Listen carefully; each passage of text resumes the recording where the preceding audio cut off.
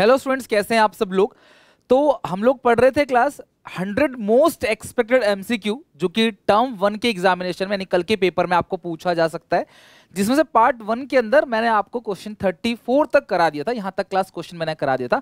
आगे के क्वेश्चंस को बनाते हैं। आप चाहो तो किसी भी तरीके से फास्ट फॉरवर्ड करके भी देख लेना, बट ये जो 100 एमसीक्यूज है प्लीज इन्हें मिस मत करना। और आपका पूरा का पूरा इंडियन और मैक्रो का रिवीजन इतना जरूर करें। अभी आज की पूरी रात है, आराम से हो जाएगा, टेंशन नहीं लो, बी कॉन्फिडेंट और क्लास मोटिवेट रह के अच्छे से मेहनत करो। पेपर देखना बहुत ही अच्छा जाएगा, जैसे अकाउंट्स का गया, जैसे बीएसटी का गया क्लास, उससे भी अच्छा जाएगा, don't worry. Okay, Which of the following is not a method of privatization? Privatisation का मेथड कौन सा नहीं है? डिसइन्वेस्टमेंट तो है class, sale of public sector undertaking to private sector exactly यही है, contraction of public sector undertaking बिल्कुल पब्लिक सेक्टर अंडरटेकिंग की लिमिट्स छोटी होती चली जा रही है, शेयर्स कम होते चले जा रहे हैं, वो है sale of public sector to government. यार गवर्नमेंट नहीं है, ये प्राइवेट होता तो एक बार को सही होता, बट डी ऑप्शन जो है गलत है। Choose the incorrect statement from the following, आपको बताना है इनकरेक्ट स्टेटमेंट कौन सा है। Government budget is an annual statement of income and expenditure. यार इनकम और एक्सपेंडिचर रिकॉर्ड करता है या करंट ईयर का? बिल्कुल रिकॉर्ड करता है। बजट में यही तो देखते हैं क्लास की सरकार की होने वाली कमाई कितनी है और सरकार के होने वाले खर्चे कितने हैं। और क्लास यहाँ से मुझे एक क्वेश्चन याद आया जो मैं डिस्कस करूंगा। एक क्वेश्चन क्लास सैम्पल पेपर में था, पब्लिक गुड। तो मैं बता दूं क्लास, जो पब्लिक गुड्स होता है ना, वो ध्यान रखना नॉन राइवलरस है, नॉन राइवलरस। तो जो नॉन राइवलरस का मतलब क्या होता है क्लास, कि आप अगर उसे यूज कर रहे हो तो दूसरे के लिए क्लास उसे कम नहीं पड़ेगा, और ना ही क्लास दूसरे को कोई आपत्ति होगी, ना किसी को आप रोक सकते हो।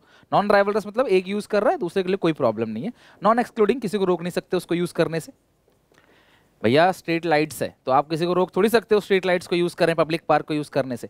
तो ये नॉन राइवलरस और नॉन एक्सक्लूडिंग है। लेकिन जो सैंपल पेपर था सीबीएसई का, उसमें से राइवलरस और एक्सक्लूडिंग लिखा हुआ था, राइट? तो वो गलत था दोनों स्टेटमेंट, तो ये ध्यान रखना आप, नॉन राइवलरस नॉन एक्सक्लूडिंग है। तो क्या पता पेपर में आ जाए नॉन राइवलरस नॉन एक्सक्लूडिंग, तो इसलिए मेरे मन में आया, मैंने बता दिया इसी चैप्टर का है। अगला है, तो ये सही स्टेटमेंट है। Budget is prepared by all level of government, बिल्कुल। और सेंट्रल गवर्नमेंट जो बजट बनाते हैं उसको बोलते हैं यूनियन बजट, ये भी ध्यान रखना। जो भी मेरे दिमाग में आ रहा है सब बता रहा हूँ। Government through its budget try to minimise the income inequality. तो जो इनकम की इनइक्वालिटी है, इनकम की इनइक्वालिटी, उसे मिनिमाइज करने की कोशिश करता है। बताओ क्लास कौन से पॉइंट में कोशिश करता है? तो यही बोल सकता है कि ये स्टेटमेंट देगा, बताओ कौन सा पॉइंट है। तो बोला इनकम को मिनिमाइज करने की जो कोशिश करता है वो, मतलब इनइक्वालिटी को जो मिनिमाइज करने की कोशिश करता है, वो किसके अंदर? Redistribution of income and wealth के अंदर। और fiscal policy of government include tax and expenditure policy. और फिस्कल पॉलिसी में बोरोइंग्स आते हैं, तो ये इनकरेक्ट स्टेटमेंट डी ऑप्शन है, बाकी सारे सही हैं।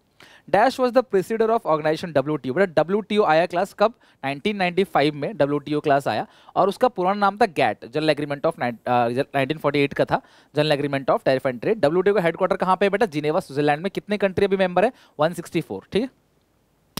Assertion, human capital formation implies the development of ability and skills among the population of country. बिल्कुल करेक्ट है। ह्यूमन कैपिटल फॉर्मेशन का मतलब क्या है? कि एबिलिटी और स्किल्स को बनाना लोगों के बीच में। और formation of human capital is long term and continuous process. जो फॉर्मेशन ऑफ ह्यूमन कैपिटल है वो एक लॉन्ग टर्म है और कंटिन्यूअस प्रोसेस। तो ये बात भी सही है। तो इसका मतलब क्या है? एक दोनों स्टेटमेंट सही है क्लास। और लेकिन क्लास ये जो ह्यूमन कैपिटल फॉर्मेशन है, स्किल्स और एबिलिटी को बनाता है पॉपुलेशन में, यानी लोगों के बीच में स्किल एबिलिटी को बनाता है ह्यूमन कैपिटल, उसका मतलब ये है। और फॉर्मेशन ऑफ ह्यूमन कैपिटल जो है वो लॉन्ग टर्म प्रोसेस है।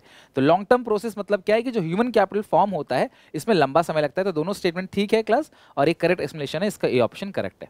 39, the government of India has decided to vaccinate. तो देखो जो वैक्सीनेशन हो रहा है, the government of India has decided to vaccinate the adult population of India with Covaxin और Covishield without any charge, free में। तो ये किस टाइप का एक्सपेंडिचर है? बताओ क्लास किस टाइप का एक्सपेंडिचर है? रेवेन्यू या कैपिटल? किस टाइप का एक्सपेंडिचर है क्लास? ये आपका रेवेन्यू नेचर का एक्सपेंडिचर है, तो आप इस पे सी पे क्लिक कर देना। Match the following situation given, आपको मैच करना है क्लास। देखते हैं क्लास की कौन सा सही है इसके अंदर। माइग्रेशन और low level of academic standards, population high growth rate, lack of proper man power planning. तो अगर प्रॉपर मैन पावर प्लानिंग नहीं करोगे तो imbalance between demand and supply of human resource होगा। माइग्रेशन से होता है ब्रेन ड्रेन, जब यहाँ के डॉक्टर, साइंटिस्ट, इंजीनियर छोड़ के चले जाते हैं। तो अगर आपके दो भी आता है तो भी आपका आंसर हो सकता है। एक आध देखो कहीं थर्ड दे रखा है, एक का थर्ड, तो अगर एक भी आता है तो भी हो जाएगा क्लास ये ऑप्शन। और हमने जो देखा डी का सेकंड, देखो डी का सेकंड है, बिल्कुल ए ऑप्शन करेक्ट है। तो जाहिर सी बात है जो बी का है वो फोर्थ ही होगा, यानी कि लो एकेडमिक स्टैंडर्ड्स, यानी class miss match between required skills and academic standards. और पॉपुलेशन ग्रोथ रेट जो है वो रिड्यूस कर देगा पर कैपिटा इनकम ग्रोथ को। The statement A budget is prepared by state government refer to union budget, बेटा गलत है। स्टेट गवर्नमेंट जो बजट बनाती है उसे यूनियन बजट नहीं बोलते बेटा। स्टेट गवर्नमेंट जो बजट बनाती है वो यूनियन बजट नहीं, सेंट्रल गवर्नमेंट जो बजट बनाती है उसे बोलते हैं यूनियन बजट। बजटरी और budget always estimate the value of estimate receipt expenditure, ये बिल्कुल सही है। तो पहला गलत दूसरा सही, पहला गलत दूसरा सही, दूसरा सही और पहला गलत, बी ऑप्शन। तो ये अच्छे से पढ़ना, देखो कितना घुमाता है, यहाँ 1 दे दिया, यहाँ 2 दे दिया, यहाँ करेक्ट दे दिया, इनकरेक्ट। तो आप ना क्वेश्चन को अच्छे से पढ़ना, एग्जैक्टली क्वेश्चन कह क्या रहा है। तो ये थियरी क्वेश्चन है, आपको अच्छे से छूटेगा पेपर कुछ नहीं, अच्छे से पढ़ना बस क्वेश्चन को, ठीक है। और क्वेश्चन की रिक्वायरमेंट पढ़ लेना और इंस्ट्रक्शन भी एक बार पढ़ लेना शुरू के टाइम में। Assertion A, cooperative marketing is an effective way for removing the middle man and giving farmer a fair price. Cooperative marketing जो है एक इफेक्टिव वे है जिससे मिडिलमैन को रिमूव किया जाता है और फार्मर को फेयर प्राइस दिया जाता है। बेटा मैं पहले भी ये क्वेश्चन करा चुका हूं, तो जरा इसका आंसर मैं आपसे उम्मीद करता हूं आप मुझे बता दोगे। तो कोऑपरेटिव मार्केटिंग मतलब क्या होता है कि हम सब लोग मिलके जो है सेल करेंगे अपने आउटपुट को, giving a farmer fair price, जिससे फार्मर को एक फेयर प्राइस मिलेगा। Regulated market gives the farmer a protective environment free from various form of manipulation. तो जो मार्केटिंग आपने पढ़ा होगा, एग्रीकल्चर मार्केटिंग, उसके अंदर मार्केट को रेगुलेट किया जाता है। रेगुलेट करने का मतलब क्या है कि एक कमेटी बनाई जाती है जिसके अंदर एक मेंबर होता है गवर्नमेंट की तरफ से, एक रिप्रेजेंटेटिव होता है, एक क्लास जो यूनियन है जो किसान का मतलब कि जो फार्मर्स है उनकी तरफ से एक होता है, और एक होता है क्लास ट्रेड यूनियन की तरफ से। ट्रेड यूनियन मतलब कि जो बिजनेसमैन है ना, बिजनेसमैन उनकी तरफ से, जो एक तरीके से आप डीलर कह लो जो अनाज लेते हैं उनकी तरफ से, सब लोग मिलकर डिसाइड करते हैं क्या प्राइस होना चाहिए। तो ये दोनों स्टेटमेंट बिल्कुल करेक्ट है, लेकिन ये रेगुलेटेड मार्केट और क्लास ये कोऑपरेटिव मार्केटिंग दोनों अलग अलग टॉपिक है, तो दोनों सही है, लेकिन क्लास ये उसका रीजन नहीं है। Choose the incorrect pair. Incorrect, devaluation of rupee, इससे आपको ये भी पता चल जाता है कि डिवैल्यूएशन ऑफ रुपी जो है फॉरेन एक्सचेंज रिफॉर्म्स है। Reduction in tax rate, tax reform है, करेक्ट है। Origin private sector bank, land reform नहीं है, यानी कि सी ऑप्शन जो है, सॉरी सी ऑप्शन जो है वो क्लास गलत है। Change in role of RBI, ये तो बिल्कुल सही है क्लास। यहाँ पे सी ऑप्शन जो है, सी का थर्ड जो है ये बिल्कुल गलत है। What kind of tariff policy we needed to protect domestic producer from foreign competition? Foreign competition से बचाने के लिए क्या करना चाहिए? For low import tariff नहीं, high import tariff करना चाहिए, reduce import quota, यानी सी ऑप्शन करेक्ट है। भैया देश के लोगों को बाहर के कंपटीशन से बचाने के लिए क्या करना चाहिए? High import tariff, import tax हमें बहुत ज्यादा कर देना चाहिए, और इंपोर्ट कोटा को हमें क्या करना चाहिए क्लास? कम करना चाहिए। इसका मतलब इसका सी ऑप्शन करेक्ट है। 45, match the following. Preventive medicine किसे कहते हैं? वैक्सीनेशन, प्रिवेंटिव मेडिसिन जो पहले ही लगा दी जाए, कोरोना वैक्सीन। तो कोरोना वैक्सीन प्रिवेंटिव मेडिसिन है, भूलना मत। और जो कोरोना के ऐड आते थे टीवी में, भाई दूरी बना के रखना, हाथ धोते रहना, तो वो सोशल मेडिसिन है जो हेल्थ लिटरेसी को बताता है। क्यूरेटिव मेडिसिन, बीमार पड़ गए तो मेडिकल इंटरवेंशन जो आपको मिलता है, यानी कि फर्स्ट का बी, तो फर्स्ट का बी दोनों जगह है। फिर देखो दूसरे का ए, तो दूसरे का ए जो है वो ए ऑप्शन में है, और तीसरे का सी, तो यानी कि ए ऑप्शन जो है इसका बिल्कुल करेक्ट है। Which of the following is an institutional source of rural credit? तो इंस्टीट्यूशनल के अंदर 4 होते हैं, कौन कौन, सॉरी 7 होते हैं, नॉन इंस्टीट्यूशनल में 4 होते हैं। नॉन इंस्टीट्यूशनल में होते हैं money landers, relative, trader and commission agent और जमींदार, यानी कि लैंडलॉर्ड्स। जो इंस्टीट्यूशनल है तो आप देखो ना, ये हटा दो, ये तो नॉन इंस्टीट्यूशनल है, ये नॉन इंस्टीट्यूशनल है, ये non land development bank long term के लिए 15-20 साल के लिए लोन देती है, लैंड को डेवलप करने के लिए, या फिर क्लास आपका लैंड इंप्रूवमेंट के लिए, परमानेंट इंप्रूवमेंट ऑफ लैंड के लिए, उसके लिए लोन देती है। When did RT Act class 2009 में क्लास पास हुआ। 2010 जो है 10 में ऑपरेशन, RT एक्ट तो 2009 का है, बट ऑपरेशन कब हुआ? ऑपरेशनल काम करना स्टार्ट किया 2010 में। मैंने क्लास एक वीडियो में शायद गलती से इसको 2005 लगा दिया था, ठीक कर लेना, 2010 है, और एक्ट 2009 का है, लेकिन ऑपरेशनल हुआ 2010 में, ध्यान रखना। Right to education. Which of the following statement is true about disguised unemployment? It is found on large scale in agriculture sector. Is it true? बिल्कुल true है, large agriculture sector में पाया जाता है। इसे hidden unemployment कहते हैं। यहाँ पे जो लोग काम कर रहे हैं वो ज़्यादा हैं एक्चुअली जितने होने चाहिए उनसे, और total output does not fall, आपका टोटल आउटपुट नहीं घटेगा। इवन सम वर्कर विड्रॉन, अगर तो कुछ वर्कर चले भी जाएं छोड़ के तो भी आपका आउटपुट घटेगा नहीं, क्योंकि ऑलरेडी ज़्यादा वर्कर काम कर रहे थे। तो 48 का ये ऑप्शन करेक्ट है। Human capital formation leads to, human capital formation से क्या होगा? Efficient utilisation of physical capital, increase in income generating capacity of individual, increase in GDP growth, या ऑल ऑफ दीज? बताओ ह्यूमन कैपिटल फॉर्मेशन से क्या होगा? Efficient utilisation of physical capital, बिल्कुल, अगर ह्यूमन कैपिटल अच्छा है तो फिजिकल कैपिटल को अच्छे से केयर करेगा। इनकम जनरेशन बढ़ेगा, बिल्कुल, लाइफ स्टाइल बढ़ेगा, क्लास लिविंग स्टैंडर्ड बढ़ेगा, जीडीपी भी बढ़ेगा, तो all of these, D option correct है।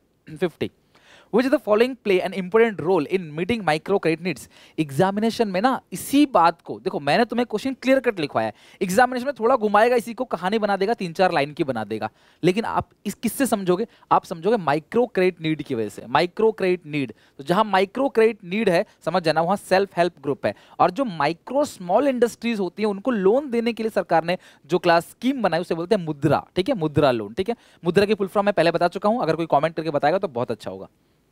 51 इक्विटी ऑफ गोल, गोल हमारा जो 5 ईयर प्लान का जो गोल है ना, उसमें गोल है equity, aims to achieve. Equity का मतलब क्या? रिडक्शन इनकम इनइक्वालिटीज, बिल्कुल ही तो है ही। Curbing concentration of economic power, economic power कुछ लोगों के हाथ में नहीं होना चाहिए, सबको मिलना चाहिए, सबका इस जीवन पे अधिकार है, इस देश पे सबका अधिकार है, देश की रिसोर्सेज, देश की फैसिलिटी पे सबका अधिकार है, सबको मिलना चाहिए।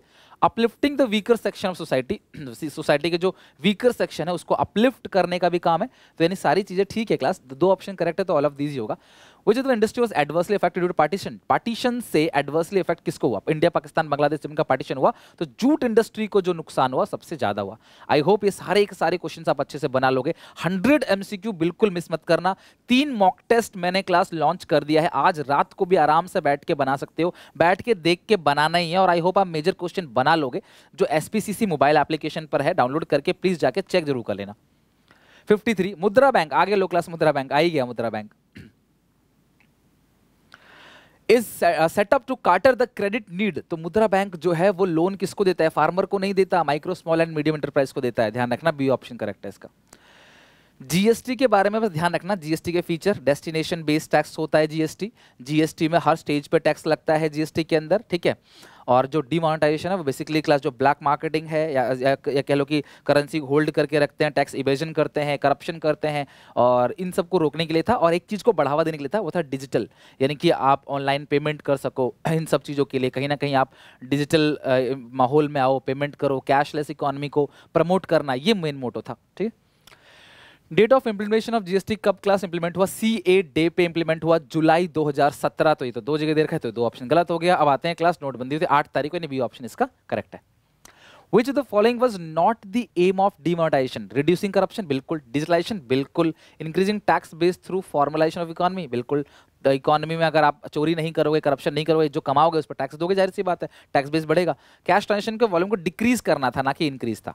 कैश से जो है वो घोटाला होता है, आप देखो जो कि जो घूस लेते हैं ना वो भी कैश से लेते हैं। आप घूस कभी पेटीएम, फोन पे, गूगल पे अकाउंट ट्रांसफर से नहीं देते।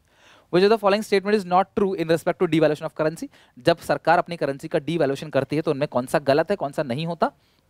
मोर रुपया required by two 1 unit of foreign exchange, बिल्कुल करेक्ट है। $1 मान लो 50 रुपए का था और फिर ये $1 जो है बढ़कर हो गया है 60 रुपए का। $1 50 का था, बढ़ के 60 हो गया। तो इस चीज को क्लास हम क्या बोलते हैं? इस चीज को हम लोग बोलते हैं डीवैल्यूएशन, राइट। हमारी करेंसी की वैल्यू कम हो गई, अगर हमारी करेंसी की वैल्यू कम हो जाएगी तो एक्सपोर्ट हमारा बढ़ जाएगा और इंपोर्ट जो है वो घट जाएगा, ध्यान रखना। और उनकी करेंसी के लिए एप्रिसिएशन है। मोर रुपी रिक्वायर्ड सही है। Imports are likely to increase, तो मैंने इंपोर्ट डिक्रीज लिखा है, राइज नहीं होगा। एक्सपोर्ट बढ़ेगा, इट में रिजल्ट इनफ्लो, फॉरेन एक्सचेंज आएगा ज्यादा, एक्सपोर्ट बढ़ेगा तो। लेकिन क्लास जो गलत ऑप्शन पूछा है नॉट ट्रू, तो नॉट ट्रू बी है, तो इसका सही आंसर जो है बी है। तो आप इसको आंसर मत समझना, मिटा देता हूँ मैं। इसका सही आंसर जो है वो बी ऑप्शन जो है वो करेक्ट है, ठीक है। What is the cause of relative poverty? Income inequality, ध्यान रखना क्लास। रिलेटिव पॉवर्टी मतलब जब मैं किसी और से कंपेयर करता हूं और खुद को गरीब पाता हूं तो उसको बोलते हैं रिलेटिव पॉवर्टी। और ये किसकी वजह से होता है? इनइक्वालिटीज ऑफ इनकम की वजह से, यानी 57 का बी ऑप्शन करेक्ट है। 58 which of the following program has been restructured as a national rural livelihood mission? बताओ, national rural livelihood mission poverty alleviation programme में तो ये कौन सा है? स्वर्ण जयंती Gram Swarozgar Yojana, Mahatma Gandhi National Rural Employment Guarantee Act कब का है क्लास? 2005 का, भूलना मत, ठीक है। और ये किससे बना है क्लास? NFFWP से, और ये 2004 का था।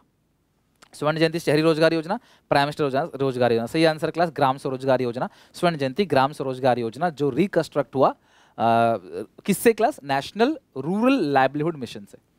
The people who continue move and class, देखो पॉवर्टी का बता देता हूँ क्लास, जो कंटिन्यू अप एंड डाउन होते रहते हैं क्लास, उसको क्या बोलते हैं क्लास?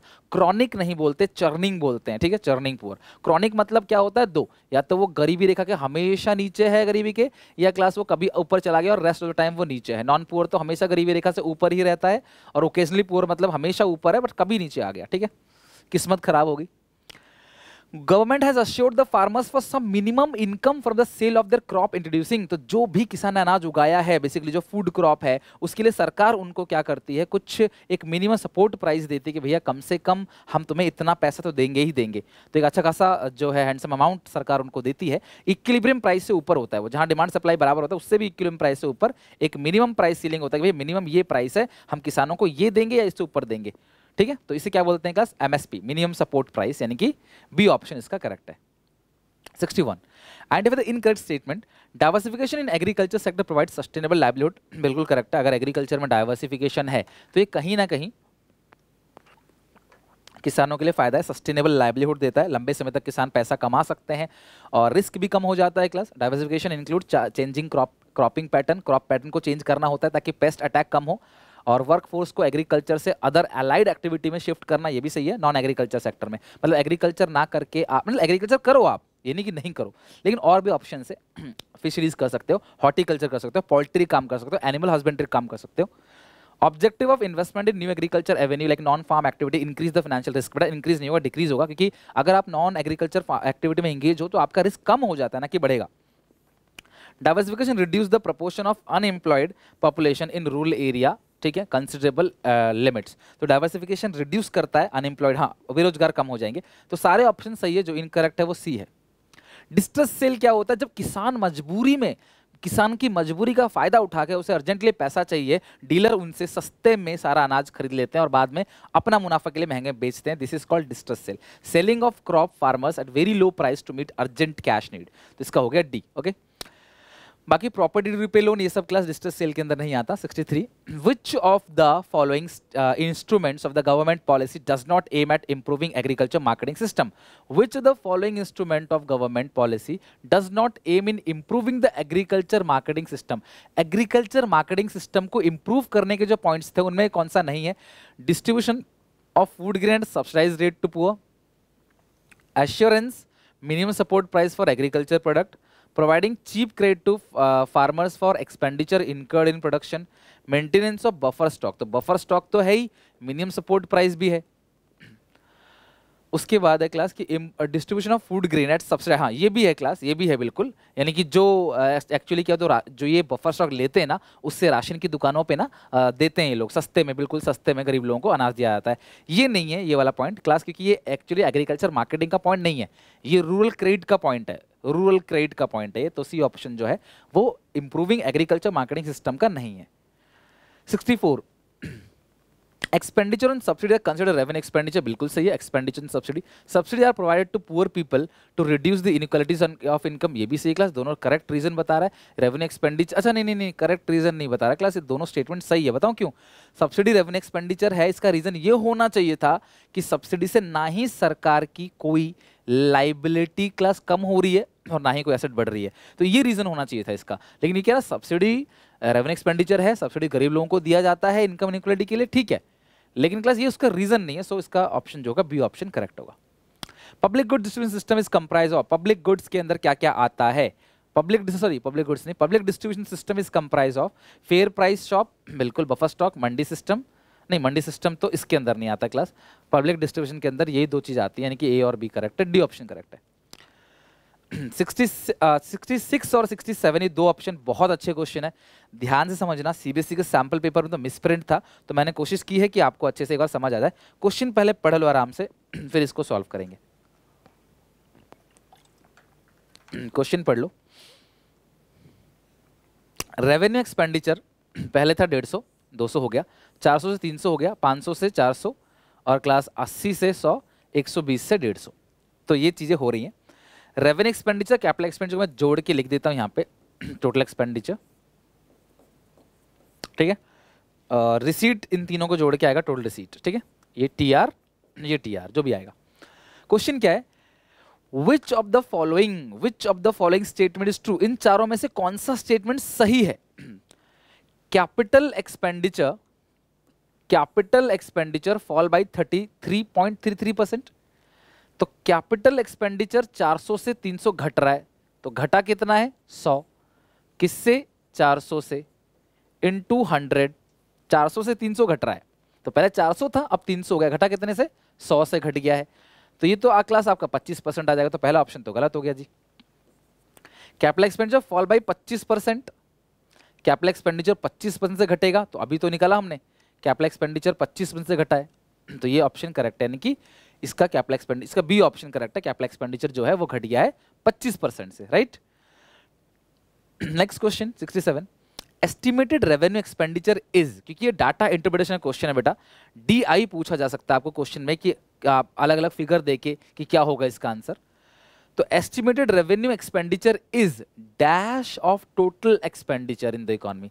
देखो इसमें लिखा हुआ है एस्टिमेटेड रेवेन्यू एक्सपेंडिचर, तो आप जरा आना, एस्टिमेटेड रेवेन्यू, ये रहा revenue expenditure, estimated 150, total expenditure का कितना है 550, टोटल एक्सपेंडिचर का कितना है, ध्यान से देखो क्लास, टोटल एक्सपेंडिचर है 550, एस्टिमेटेड एक्सपेंडिचर 150 है, तो ये एस्टिमेटेड एक्सपेंडिचर, एक्चुअल नहीं पूछा है, एस्टिमेटेड पूछा है, ये एस्टिमेटेड एक्सपेंडिचर टोटल एक्सपेंडिचर कितना परसेंट है। बेटे डाटा इंटरप्रिटेशन क्वेश्चन है, कॉम्पिटिटिव एग्जामिनेशन में बहुत आपकी हेल्प करेगा। 550 का टोटल एक्सपेंडिचर है, 150 आपका रेवेन्यू एक्सपेंडिचर है। अगर टोटल एक्सपेंडिचर 550 है तो रेवेन्यू एक्सपेंडिचर 150 है, तो ये कितना परसेंट है, इसे आप कैलकुलेट करोगे 150, तो सही आंसर है 27.27%, 27.27, मतलब कौन सा ऑप्शन है क्लास इसका, ये ऑप्शन करेक्ट है 67। ओके, तो 67 तक क्लास हमने क्वेश्चन कर लिए, बाकी जो 33 क्वेश्चन है वो क्लास अगले पार्ट में 1 आध घंटे के अंदर क्लास आपको पार्ट मिल जाएगा, और उसके अंदर क्लास हमारा पूरा का पूरा 100 क्वेश्चन आपके सॉल्व हो जाएंगे। आई होप आपकी प्रिपरेशन अच्छे से चल रही होगी। आपने इसका पार्ट 1 देखा होगा जिसमें मैंने और लगभग 34 क्वेश्चन कराए थे, अभी 67 तक हो चुका है, बाकी क्लास 33 क्वेश्चन करके हम अपना पूरा का पूरा 100 क्वेश्चन खत्म करेंगे। फिर जो हम देखेंगे वो होगा इंपॉर्टेंट क्वेश्चंस, इंपॉर्टेंट टॉपिक्स, क्या क्या चीजें ध्यान रखने, डेट डाटा वगैरह, ये सब क्लास देखेंगे। तो तब तक के लिए क्लास जुड़े रहे मेरे साथ, टेक केयर, बाय बाय। वो अर्ली मॉर्निंग वीडियो अपलोड कर दूंगा, कोशिश करूंगा कि सुबह 5-6 बजे से पहले अपलोड कर दूं, ताकि आप उस वीडियो को देख के जा सको। मॉर्निंग में आपका क्विक रिवीजन हो जाएगा सारा का सारा, और अच्छे से समझ में भी आ जाएगा, और मेरी तरफ से वो आपके लिए ऑल द बेस्ट गिफ्ट होगा। टेक केयर, बाय बाय, मिलते हैं नेक्स्ट वीडियो में। वीडियो अच्छा लगे कमेंट करना, लाइक करना, अपने सारे दोस्तों में क्लास वीडियो को शेयर कर देना। तब तक के लिए गॉड ब्लेस यू।